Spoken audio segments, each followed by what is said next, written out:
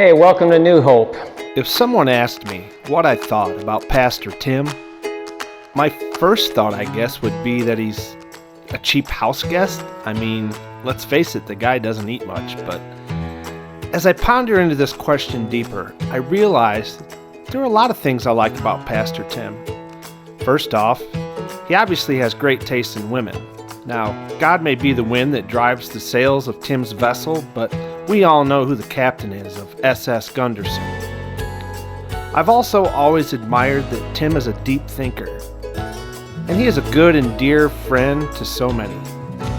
I mean, you have to admire anyone who looks that cool holding a guitar.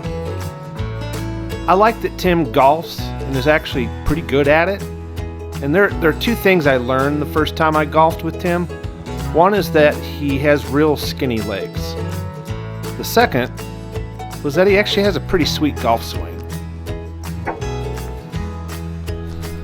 I like that Tim loves to hike, and that he's not afraid to sport the opposing team's attire when it helps him stay dry. I like that Tim loves to be outdoors and do things like camping or fishing. Tim has a real knack for reeling in the panfish. He does have one tendency I find odd though when fishing with him. For some reason, he seems to like and dangle the fish around in the water for as long as possible before bringing it into the boat. It's almost like he thinks the fish is somehow enjoying the experience. I got news for you, Tim. This ain't no pleasure cruise for little Nemo down there, okay? Now, I want to show you guys another clip here in real time, just to kind of explain what I'm talking about, but notice as he just enjoys almost laboring the fish to some point, and just as the fish seems to tire, like it's about to give up, like he's not going to win the fight, Tim just likes to dip him back into the water and give him a little resurgence of hope. Another thing you just have to admire about Pastor Tim is that he's got such a keen eye for fashion. And I also like that Tim isn't afraid to venture into the wastelands of the world. He also loves venturing into open water. He isn't deterred by a little snow or torrential downpour, or even sitting in a tiny boat in 6-foot waves on Lake Michigan. And when it comes to new adventures or experiences, there isn't much that Tim won't try at least once. I really like that Tim loves animals, and he appreciates all living creatures, especially when he sees them in nature and in their own habitat.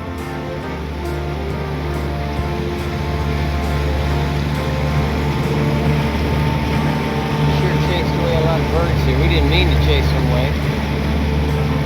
Holy cow. I like that Tim understands and appreciates personal boundaries and knows when people need their space. Or maybe he just doesn't like getting too close to chat. I don't know. The point is, Tim's a pretty cool dude, and there's a lot of things to like about him. But the thing I like the most about Tim is his love and commitment to God.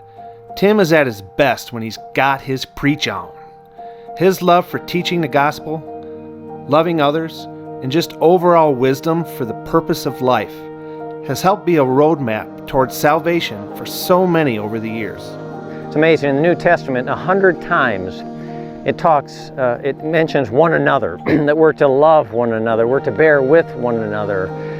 And all the one another's in the New Testament describe how we are to live as those who are restored to God and restored to each other. What a blessing that is. It is an absolutely incredible thing that God helps us to love each other and to be able to build a community that we call the church. It isn't this building. This building is an empty shell without the people. But really the church is God's people gathering together to love each other and to encourage each other, to help each other, to challenge one another, and all that goes along with that. I think that the most important thing that we need more of is God. It's where it all starts. That's part of what led me into doing what I do now as being a pastor, is I just really am captivated by the vision that the Bible has for us, to know God, to know each other, and to live out His kingdom. My hope for New Hope Fellowship as well is that we are a church where people can see that we really are living resurrection life in all of our weakness and all of our frailty and all of our failings. and all of the fact that we still haven't arrived, we're still growing, we're still learning, that we would be the kind of church that it is apparent to the world that, hey, these people really are living for God, and that we can be wise during this time. So maybe we ask God for wisdom, and He does promise that if we ask Him for wisdom, He'll give it to us. So again, happy spring. It's just wonderful out here, isn't it? Just absolutely beautiful. Kind of reminds me of home, growing up in the UP. This is what spring was normally. So God bless you, and may we continue to hold our public servants up in prayer, that they show wisdom and seek to do good, not evil, as we deal with the health issues that we're dealing with. But if God is with us, and if we're centered on God, we have that foundation that nothing can shake us, nothing can rattle us. When God has the right place in our life, when we have that right foundation for our life, we don't have to be afraid. We don't have to have anxiety, because we're in God's hands. And no matter what happens, we're honoring Him, and we place ourselves within His hands. That's good stuff, isn't it? Listen, we could sit here for hours, if not days, going back through all of the inspirational sermons and inspirational words that Tim has shared with us over the years, but I think I want to focus a little more on the lighter side, so check this out. And then what I do is I slap myself. And I say, stop! Like, I remember the day I was born, for instance. That was a rough day. The doctor pulled me out, he slapped me on the bottom, and I screamed. How many of you remember that? But Faith comes up to me with this job possibility. She said, Dad, look at this. You can make $20 an hour milking cows. I thought, I don't want to milk cows. Please, God, don't call me to milk cows. I don't want to milk cows. I think all of us at one point or another have been disillusioned, haven't we? Just think, this isn't what I signed up for. This isn't what I want. I've heard people say that about marriage even, or about kids. I didn't sign up for this. You ever thought that? Nobody's going to admit that, right? They didn't sign up for this, The honeymoon's over, right? Have you ever been in that circumstance where you're driving and you have a choice? Either I die in a car accident or the spider kills me, right? And so what I did is I took a notebook that was next to me, and I kept driving, and I just, boom! I whacked the spider on the dashboard, and I got him. Then I felt kind of bad. I thought, that poor spider, he said, man, it's a sunny day. He's out walking across the dashboard, and suddenly he gets whacked. Poor guy, I'm just trying to take a walk on a sunny day. And so I would suggest that spider was absolutely disillusioned. It's like, man, I didn't sign up for this.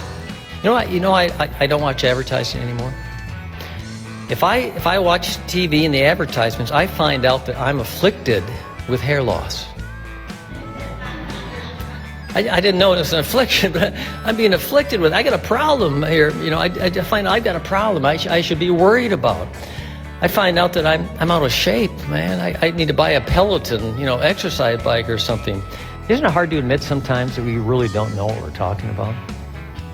I mean, we're just blustering. Isn't that a great word? How many of you like to bluster occasionally? Occasionally I bluster, and then I have to kind of catch myself and realize, I really don't know what I'm talking about. I grew up essentially in the 60s. Now, Al grew up in the 20s. Was it 20s? Many, many years ago, back when Al was around. I haven't picked on you in a while. In 1910, the years 1910 through 1950, maybe Al remembers this, or maybe, swans, I believe they mate for life. Did you know that? And I suspect that the mother swans were probably saying to fathers, why are we here? It's freezing here, man. We could be down in South Carolina enjoying warm weather. Why are we here? It's one thing my daughter's good at. She's kind of like a therapist. I hope Faith is not listening to this. I was going to say she's like a therapy dog.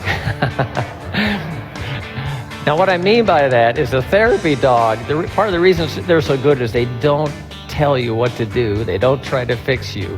They're just there for you. Faith just has a really good presence. She's good at just being there for people. And sometimes that's what you need.